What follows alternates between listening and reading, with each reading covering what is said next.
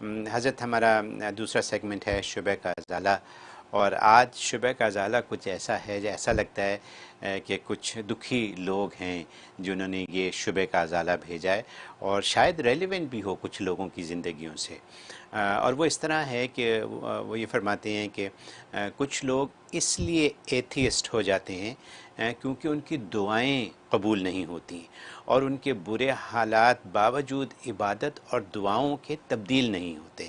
وہ کہتے ہیں اللہ تو ہماری سنتا ہی نہیں ہے اور ہماری دعائیں قبول ہی نہیں ہوتی، جبکہ ہم نے کہاں کہاں دعائیں نہیں کیں، کیا حج کیا عمرہ، وہاں جا کر بھی ہم نے بہت دعائیں کیں، تو ان کو دعائیں قبول نہ ہونے کی وجہ سے، ان کے حالات برے رہنے کی وجہ سے، ساری زندگیاں ان کی اسی تگ و دود میں گزرنے کی وجہ سے وہ لوگ یہ محسوس کرنے لگے ہیں کہ جیسے شاید اللہ پاک موجود ہی نہیں ہے، اللہ ہے ہی نہیں۔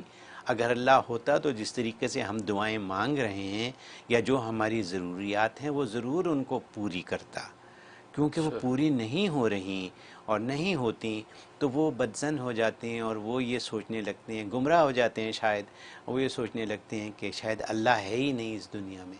تو کیا فرمائیں گے آپ؟ بقیہ ویڈیو دیکھنے سے پہلے ویڈیو کو لائک کریں، راہم ٹی وی چینل کو سبسکرائب کریں اور بیل آئیکن پر کلک کریں۔ شکریہ۔ یہ تو ایتھیزم اختیار کرنے کی یہ ٹول مل گئی ان کو جی کہ بھی اللہ ہے نہیں کیونکہ ہماری سنتا نہیں ہے۔ جی تو کیا پوری دنیا کی دعائیں قبول نہیں ہوتی؟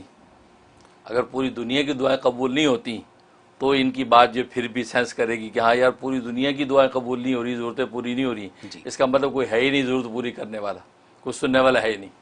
جبکہ ایسا نہیں ہے، بہت دنیا کی دعائیں قبول ہوتی، میری آپ کی قبول ہوتی ہیں اور لاکھوں قبول ہوتی ہیں۔ تو ان کے قبول ہونے کا مطلب ہے کہ اللہ ہے، کہ جس سے قبول کی ہیں، اس کی قبول نہیں کی تو اس نے کہا کہ اللہ نہیں ہے۔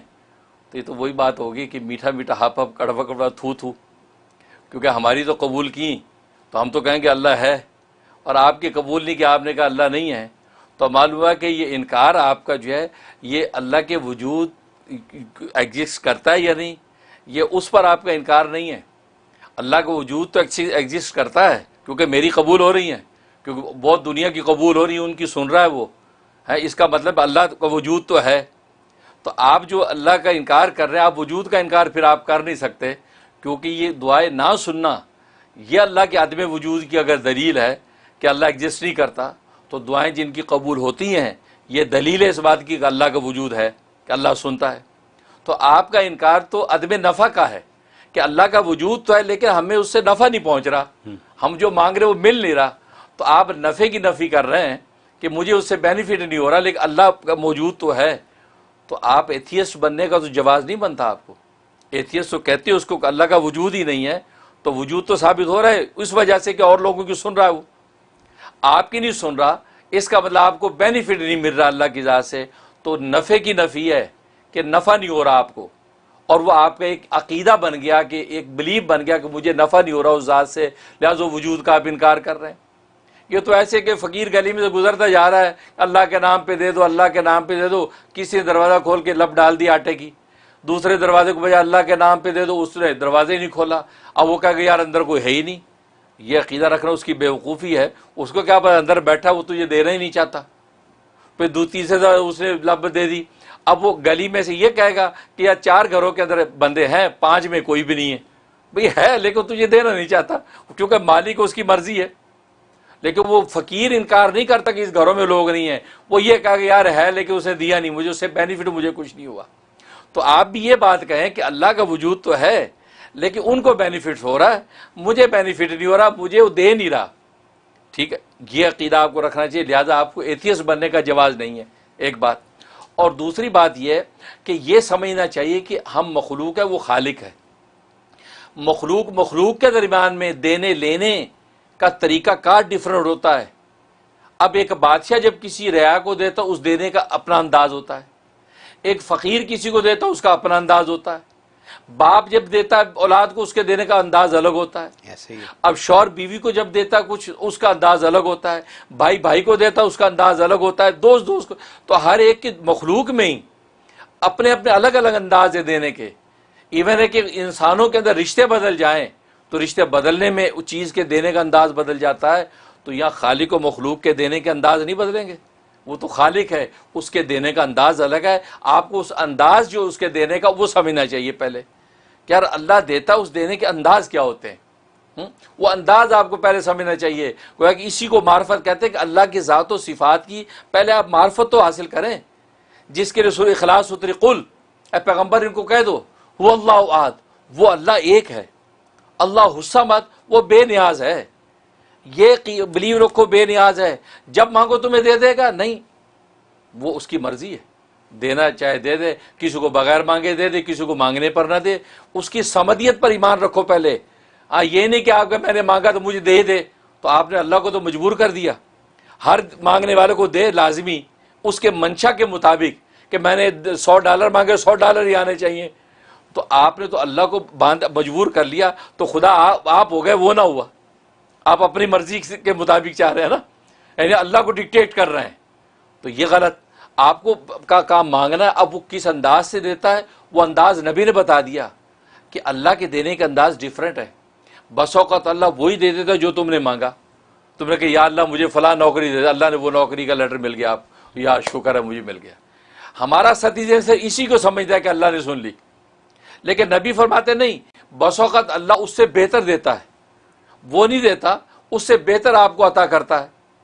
اور بس اوقات اللہ تبارک و تعالیٰ اس مانگنے کے نتیجے میں کوئی ایسی بلائیں آنی تھی، اللہ اس مانگنے کے نتیجے میں بلائیں ہٹا دیتا. آپ سے آپ پر آفت آنی تھی، موت آنی تھی، ہلاکت آنی تھی، اللہ بلائیں ہٹا دیتا ہے.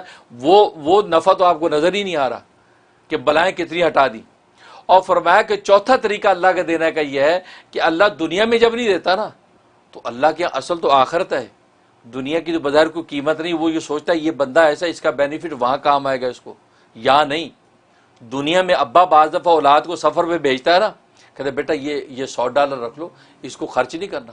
آپ وہاں جب پہنچ جائیں نا امریکہ میں، وہاں آپ کو کام آئیں گے، کیونکہ وہاں فوری آپ کو ٹیکسی چاہیے ہوگی، تو آپ کے کیش نہیں ہوگا.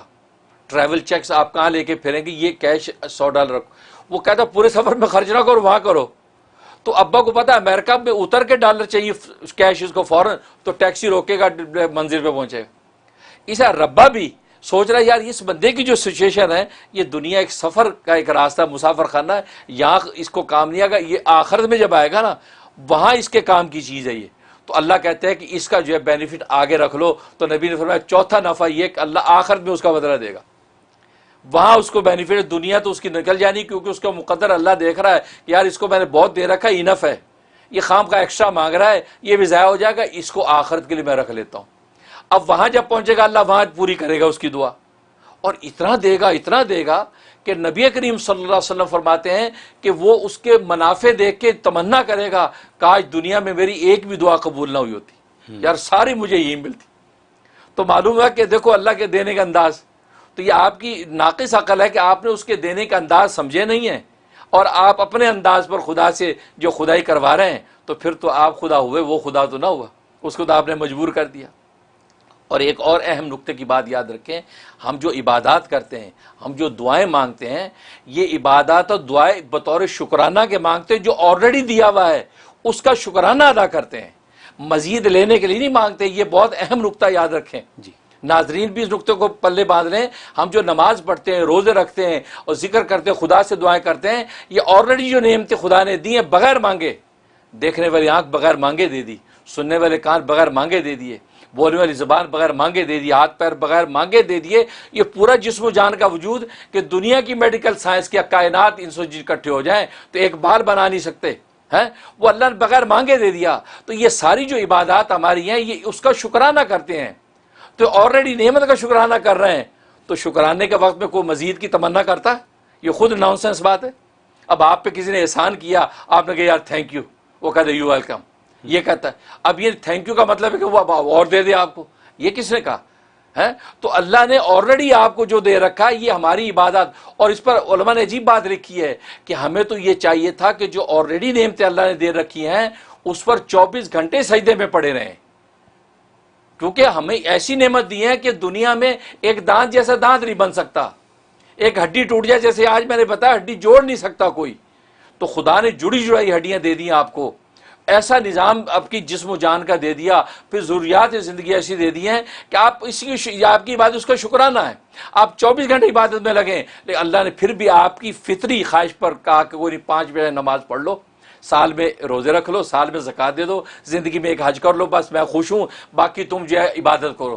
اور وہ عبادت جو شکرانے کے طور پہ کر رہے ہو، میرا نظام یہ ہے کہ میرا کوئی جو شکر کرتا ہے میں اس کی نعمت میں اضافہ کر دیتا ہوں، تو مزید جو اللہ دے رہا ہے وہ ہماری اس شکرانے کی وجہ سے دے رہا ہے.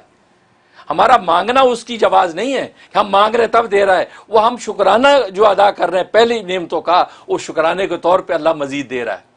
اور اگر کبھی نہ دے تو ہمیں شکایت کا حق نہیں ہونا چاہیے، کیونکہ ہم تو مزید لینے کے لیے کر ہی نہیں، ہم تو پہلی والی شکرانے سے سر نہیں اٹھ رہا ہمارا. تو یہ نقطہ جب یاد رہے گا تو کبھی بھی کوئی آدمی اپنی نماز کو، عبادت کو حوالہ نہیں بنائے گا کہ جی ہم تو کب سے تہجدیں پڑھ رہے ہیں، اللہ نے ہماری سنی نہیں، ہم تو کب سے نفلیں پڑھ رہے ہیں، من پسند شادی نہیں ہوئی، ہم کب سے جو ذکر کر رہے ہیں، ہمارے کاروبار میں ترقی نہیں ہوئی. تو یہ حوالہ نہیں دے گا، وہ سوچے گا نہیں بھائی پہلے جو دیا ہے اس کا شکر کر رہا ہوں، مزید مانگنے کا تو منہ ہی نہیں ہے، پہلے اتنا دے دیا کہ کس منہ سے مانگوں. تو جب یہ بندگی کی شان بندے کو حاصل ہو جائے گی، اللہ کو ایسے بندے پہ پیار آئے گا، کہا کہ وہ کیا بات کی، دل خوش کر دیا، نواز دو اس کو، اب اللہ خزانے کھول دیتا ہے. تو لہٰذا اس پر ایتھیسٹ بننا یہ تو آپ کی نونسنس بات ہے، آپ نے اللہ تبارک و تعالیٰ کی شان و حقیقت کو سمجھا نہیں ہے، اور دنیا کے اندر جس انداز سے چیزیں چلتی ہیں اس حقیقت سے آپ واقف نہیں ہیں کہ آپ اس بات پہ ناراض ہو گئے کہ اللہ نے ہمیں دیا نہیں. اور پھر دوسری بات آپ کہ اللہ ہماری سنتا ہی نہیں ہے، اس کا مطلب آپ اللہ کے وجود کو ایگزسٹ مان رہے ہیں کہ اللہ ہے بھائی، جو سنتا نہیں ہے. لیکن سنتا ہے، لیکن سننے کے اللہ کے اپنے اپنے انداز ہیں، ہر انداز کو سمجھنا چاہیے. اس سے تو کہتے ہیں سب سے پہلے ایمان و معرفت حاصل جب ہو جاتی پختہ، اس کے بعد جب اللہ سے ڈیل کرتا ہے تو اس ڈیلنگ. دیکھو آج دنیا میں ایک چھوٹے سے بادشاہ کو ملنے کے لیے، ایک میئر کو ملنے کے لیے گھر سے ریہرسل کر کے جاتا ہے، یار کیسے بات کرنی ہے، لیفٹ سائڈ پہ کرسی کیسے کھینچوں گا، کیسی اجازت مانگوں گا، ساتھ. تو یار اللہ کے یہاں آئے ہوئے جو اٹکل پچو کے گھس جاتے ہیں اللہ کے گھر میں، اور کہ اللہ میاں منہ پھاڑ کے دے دو اللہ میاں. وہ شیخ سعدی رحمۃ اللہ علیہ کی کتنی خوبصورت بات ہے کہ جنگل میں جا رہا تھا، پاؤں میں کانٹے لگے، زخمی ہو گئے اور جوتے ٹوٹ گئے تھے، اور جوتے بغل میں لیے، کانٹے لگ رہے ہیں.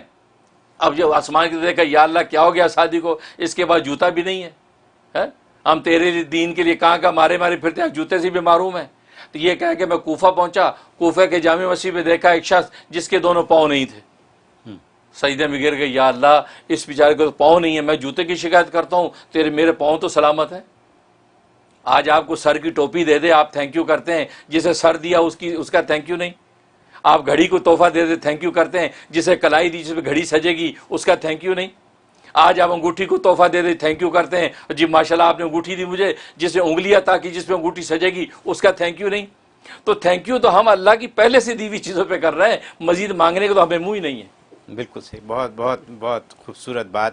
اور میرے ذہن میں جو بات آ رہی تھی جب آپ یہ باتیں سب ہمیں بتا رہے ہیں، میرے ذہن میں آ رہی تھی کہ اس نے ہمیں مسلمان کے گھر میں پیدا کر دیا، اس کا تھینک یو نہیں. بالکل کہیں بھی پیدا کر سکتا تھا، بالکل حقیقت ہے، جانور بھی پیدا کر سکتا تھا ہمیں. بالکل حقیقت ہے. اس لیے جو ہے نا وہ مزید مانگنے کا منہ ہی نہیں ہے، مزید مانگنے وہ کا دے دے اس کی رحمت ہے. وہ دے دے اس کی رحمت ہے.